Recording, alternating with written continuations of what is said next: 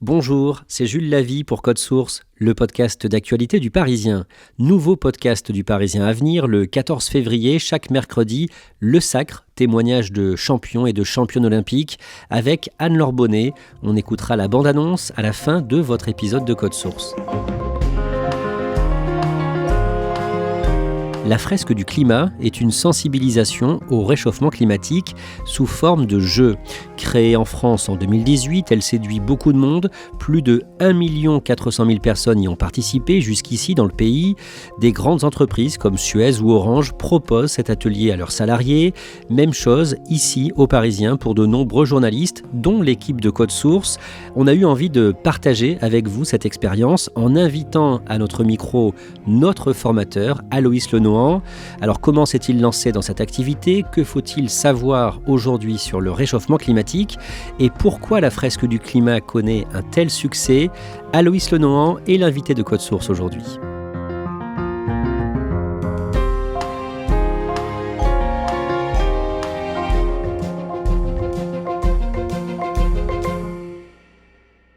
Aloïs Lenohan, est-ce que vous pouvez vous présenter comme vous le faites quand vous animez une fresque du climat en tout début de formation ? Oui, je m'appelle Aloïs et donc je suis journaliste et formateur depuis quelques années sur les questions de climat, de biodiversité, d'écologie au sens large, notamment via la fresque du climat. Et moi j'ai travaillé principalement sur Arte ces dernières années et puis également en radio sur Fréquence Protestante. L'idée pour moi, c'est toujours la même dynamique, c'est faire progresser le plus de contemporains possible sur ces enjeux écologiques au sens large et climat en particulier. Vous, Aloïs Lenohan, avant de participer à votre première fresque du climat, vous étiez un peu réfractaire, vous étiez un peu méfiant. Expliquez-nous ça. Oui, en fait, je me disais, qu'est-ce que c'est que cet outil, la fresque du climat ? Ça a l'air d'être un nouveau truc à la mode. Moi, je me méfie un peu de ça parce que je me dis, oulala, ce genre d'outil, on va sortir de là en me disant, attention, il faut bien éteindre le robinet en se brossant les dents. Et ça, c'est vrai que c'est un discours ambiant qui m'agace beaucoup. Et donc, franchement, j'y allais en traînant des pieds. Et puis, j'ai fini quand même par y aller. Un ami qui a un peu insisté. Et là, je dois dire que j'ai été assez soufflé par la puissance de l'outil. Même moi qui pensais connaître déjà bien tout ça, en fait, j'ai découvert une pédagogie, une manière de transmettre les choses qui m'a semblé extrêmement puissante et juste. Et puis, c'est vrai que je me suis dit, mais c'est incroyable, le temps est passé si vite. J'ai tout de suite eu envie de m'emparer de cet outil et d'en faire quelque chose. Et donc aujourd'hui, vous animez vous-même des fresques du climat et en début de formation, vous tenez à préciser que vous n'avez pas forcément toutes les réponses. Oui, ça c'est extrêmement important. À chaque fois qu'on forme des nouveaux animateurs, on leur dit attention, vous n'êtes pas des experts du climat, ne prétendez pas ça. C'est une science complexe, il y a des données scientifiques précises, mais il faut vraiment garder tout le long de la formation ce fil rouge de l'humilité et c'est la posture qui est la mienne d'un bout à l'autre de l'atelier. Vous donnez aussi des anecdotes pour bien montrer que vous n'êtes pas monsieur super écolo. Oui, ça c'est très important parce que sinon les gens finissent toujours par se désigner « Ah, toi t'es bien, toi t'es pas bien, ah t'es mieux que lui, etc. » Et moi je dis « Mais moi j'ai un cheminement personnel qui est le mien, je mangeais énormément de viande, petit à petit j'ai réduit. Et puis il y a encore des choses, l'année dernière, c'est ce que je raconte souvent, je suis allé au mariage de ma cousine qui habite aux États-Unis, et bien sûr, j'y suis allé en avion. Et donc en fait je rappelle la complexité qu'il y a dans nos vies, qu'il y a dans la mienne et j'ai l'impression que évidemment ça fait écho avec les participants. Alors la fresque du climat, c'est une formation qui se fait comme un jeu, par petits groupes. Vous distribuez des cartes comme des cartes postales avec des photos, des dessins et des textes assez courts. Et c'est à chaque groupe de réfléchir à comment les poser sur la table, dans quel ordre. Expliquez-nous un peu ça. Au lieu d'avoir une grande conférence sur ces sujets, les informations sont données petit à petit aux participants. Et puis, elles sont données de manière assez astucieuse. Il y a des petits pièges. Il y a vraiment un côté assez ludique qui fait que généralement, les gens se prennent au jeu. On a mis ça comme ça ? Ah, il y a de l'idée. Mais c'est pas ça. Non, vous n'êtes pas loin. Alors, Vous n'êtes pas loin. Alors, il y a une carte qui est bonne, c'est le carbone.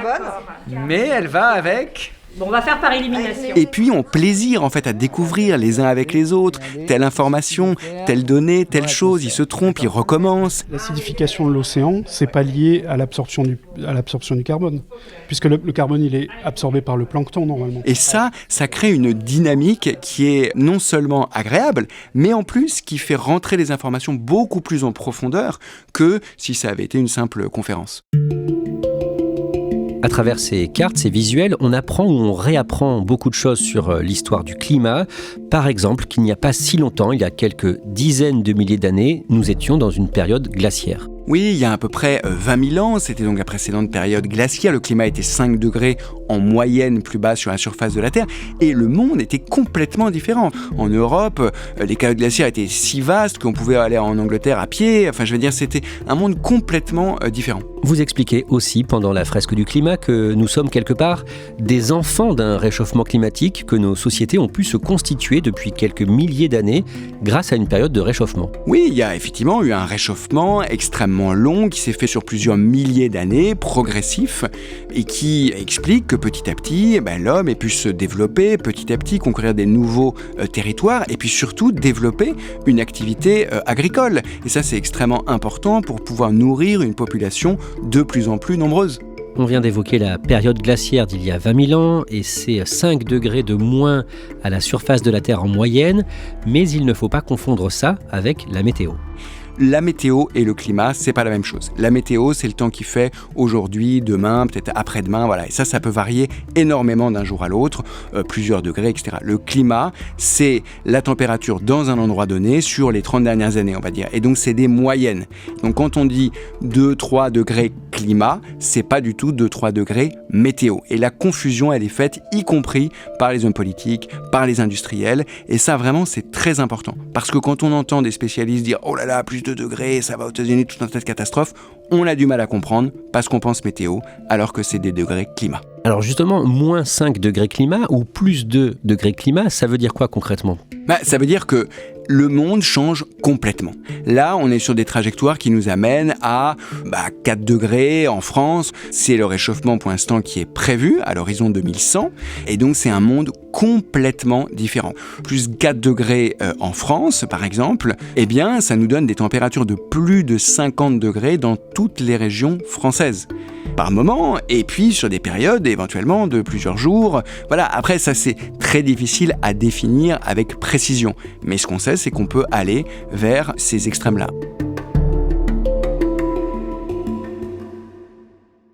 Alors on va résumer un petit peu l'histoire de ce réchauffement climatique.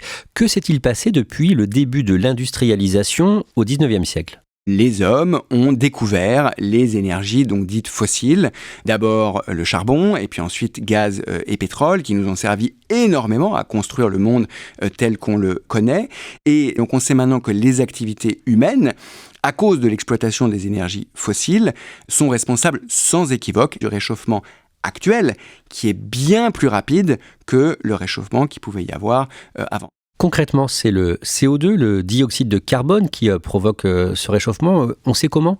Quand on brûle des énergies fossiles, donc on fait marcher un avion, une voiture ou qu'on se chauffe chez soi, on brûle des énergies fossiles et donc un gaz est émis, le CO2, il va s'accumuler petit à petit dans l'atmosphère et ça va retenir en partie la chaleur du soleil sur la Terre et donc ça va contribuer entre autres au réchauffement de la planète et puis à tout un tas de conséquences derrière. Quelles sont les principales sources de CO2 ? Alors, il faut différencier à l'échelle mondiale ou à l'échelle française. À l'échelle mondiale, c'est beaucoup l'industrie, bien sûr, mais à l'échelle française, comme on a beaucoup désindustrialisé, c'est beaucoup le transport, notamment le transport routier, et puis l'agriculture également. Mais le premier secteur en France, c'est le transport. Et l'agriculture, c'est une source importante d'émanation de CO2 ? L'agriculture, c'est une petite source de CO2, c'est aussi pas mal de méthane, notamment avec l'élevage bovin, les fameux paix, héros des vaches. Et puis, l'agriculture, c'est aussi du protoxyde d'azote. Le protoxyde d'azote, c'est les engrais azotés qui sont répandus en masse dans les cultures et qui donne ce gaz, le protoxyde d'azote, qui lui aussi va s'accumuler dans l'atmosphère et qui est un gaz qui contribue au réchauffement. Depuis quelques dizaines d'années, le réchauffement du climat s'accélère de façon brutale. Comment décrire ce changement ? Eh bien concrètement, les années chaudes s'accumulent. C'est-à-dire que là où avant il y avait une année, certains se souviennent par exemple de l'été 1976, bon, et puis c'était des années marquantes comme ça, et puis après des années plus classiques revenaient. Et maintenant on cumule quasiment tous les ans les années chaudes ou très chaudes. Et je vous rappelle que pour l'instant, on n'est pas encore très avancé dans le réchauffement, donc on n'est qu'au début du processus. Et c'est bien ça aussi qui pose problème. Comment expliquer cette accélération du réchauffement climatique ? L'accélération, elle vient du fait qu'on continue à utiliser hyper majoritairement les industries fossiles. Nous n'avons pas commencé à l'échelle mondiale une vraie transition. Quelles sont les conséquences de ce réchauffement climatique sur les océans ? Il y a d'abord une acidification des océans. Ça va perturber beaucoup la vie marine, notamment la vie de certains micro-organismes, certains planctons qui n'arrivent plus à former leurs coquilles. Et puis, il y a le fait que les océans deviennent de plus en plus chauds. Et on sait par exemple que si on dépasse les 2 degrés, c'est 100% des coraux qui vont mourir. Il faut imaginer que les coraux qui servent de refuge, littéralement de maison, à près d'un quart de la vie marine, vont tous mourir, sans exception, à plus de 2 degrés. Et pour l'instant, les courbes nous amènent à bien plus que 2 degrés. Donc ça, c'est extrêmement concret. Il y a aussi le niveau des océans qui monte ? Oui, alors ça c'est dû à la fonte des calottes glaciaires, à la fonte des glaciers et aussi au réchauffement de l'eau. Quand on sait que la moitié des villes à l'échelle mondiale sont situées pas très loin du niveau de la mer, je veux dire c'est un enjeu absolument majeur d'adaptation. Et on parle de New York, on parle de Jakarta, on parle d'énormes mégalopoles. Ce réchauffement provoque déjà des catastrophes climatiques, des catastrophes naturelles plus fortes, c'est ça ? Plus fortes et plus régulières ? On voit bien que donc les années chaudes s'accumulent, on voit bien que des cyclones, il y en avait des cyclones, mais maintenant ils sont plus nombreux et plus violents. Les sécheresses, c'est pareil, elles sont plus nombreuses et plus violentes. Du coup, il y a un impact énorme sur l'eau, l'eau que nous buvons au quotidien. En ce moment même, la Catalogne est en alerte sécheresse absolue. C'est pareil pour les crues. Dans le Nord-Pas-de-Calais et ailleurs, il y a 2 ans, c'était en Belgique et en Allemagne, des crues telles que ça a emporté des villages entiers. Et on va continuer à vivre ces épisodes-là. Ça n'est plus exceptionnel.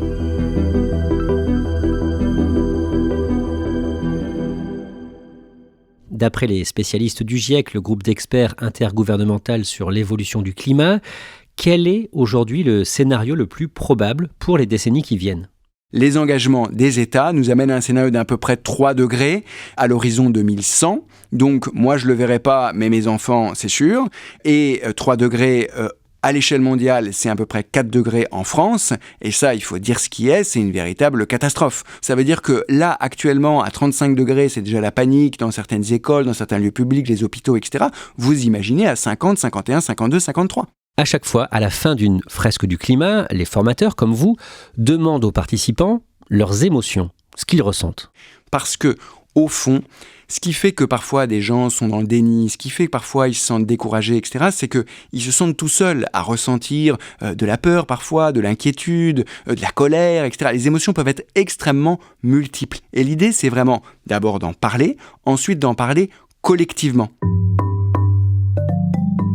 Avec un marqueur sur un tableau blanc, vous dessinez un triangle que vous appelez le triangle de l'inaction. Expliquez-nous ça. Le triangle de l'inaction, c'est que les individus, les citoyens que nous sommes, ils regardent ces questions et ils se disent « Attendez, moi, mon empreinte carbone, mon empreinte écologique, c'est pas grand-chose. Et quand on voit les grandes entreprises, c'est un scandale, c'est à eux de faire les efforts. » Et ils n'ont pas complètement tort d'avoir ce raisonnement-là.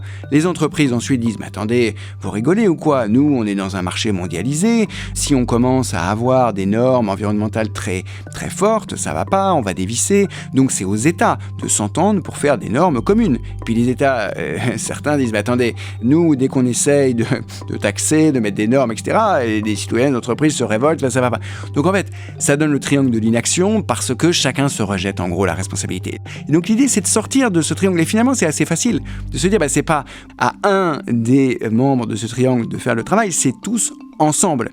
L'idée de mon discours n'est absolument pas de dire qu'on a tous la même responsabilité. Attention, bien sûr que certains pays sont beaucoup plus responsables que d'autres, et évidemment qu'on n'a pas tous la même responsabilité, vous et moi, que le PDG de telle ou telle grande entreprise. Quand vous animez la fresque du climat, vous insistez sur la sobriété. C'est-à-dire qu'on fait beaucoup de progrès techniques, mais des fois on ruine ces progrès en voulant faire plus fort, plus gros, aller plus vite. Ça, c'est très important, ça s'appelle l'effet rebond. Effectivement, notre société, elle est axée pour l'instant complètement sur dès qu'on a un sujet, mais on va inventer une nouvelle technologie, mais on va gagner en efficacité sur telle ou telle chose. C'est toujours ce qu'on dit, et sans jamais parler du troisième pilier, que dit pourtant le GIEC, qui est la sobriété, le changement d'habitude. Parce que sinon, tout ce qu'on a gagné d'un côté, on le perd de l'autre. J'utilise souvent l'exemple parlant de l'industrie automobile. Tout ce qu'on a gagné dans cette efficacité, parce que les moteurs sont beaucoup plus propres, malgré les différents scandales, on l'a perdu parce que les voitures sont 2 fois plus grosses et qu'elles vont 2 fois plus loin.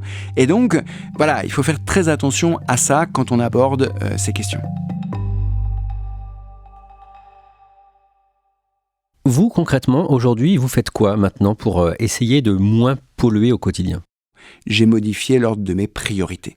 C'est-à-dire que les enjeux écologiques au sens large, pas que le climat, mais au sens large, sont dans mon top 3 de priorités. Et c'est ça qui fait, si on est honnête, la plupart des gens, c'est pas le cas en fait. C'est pas du tout dans leur top 3 de priorités. Or, on parle quand même des conditions d'habitabilité de la planète.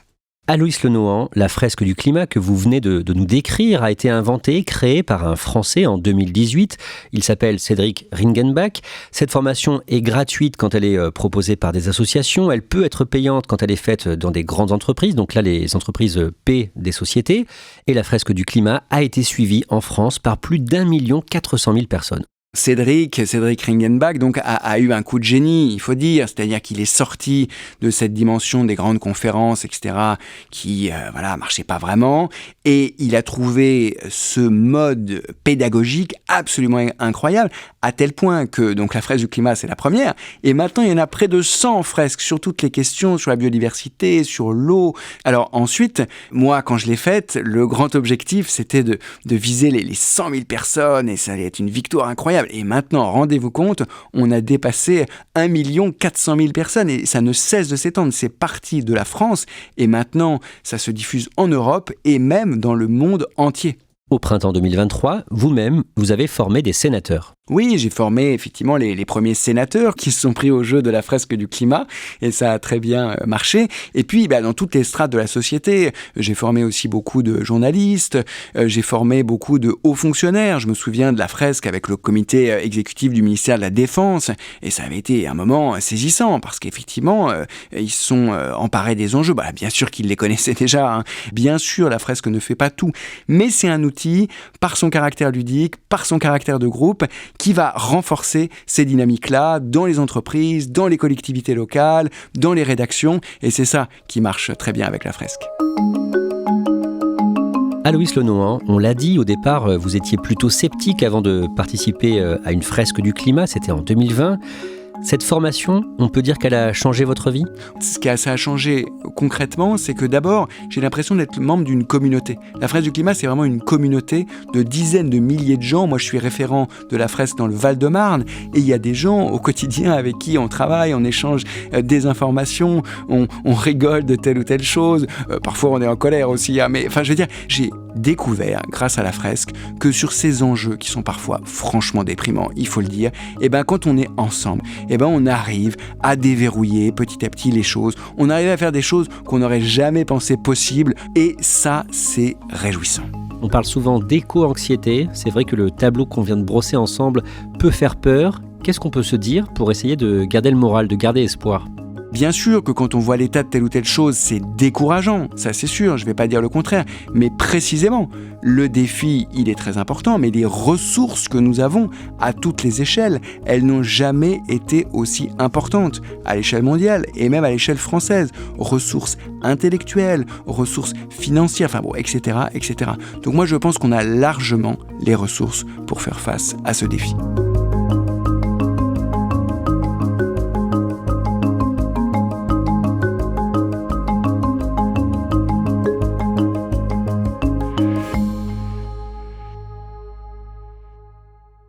Merci Aloïs Lenohan. Je rappelle que vous êtes journaliste indépendant, que vous êtes l'un des nombreux animateurs de la fresque du climat. Code Source est le podcast d'actualité du Parisien, un sujet différent chaque soir à 18h.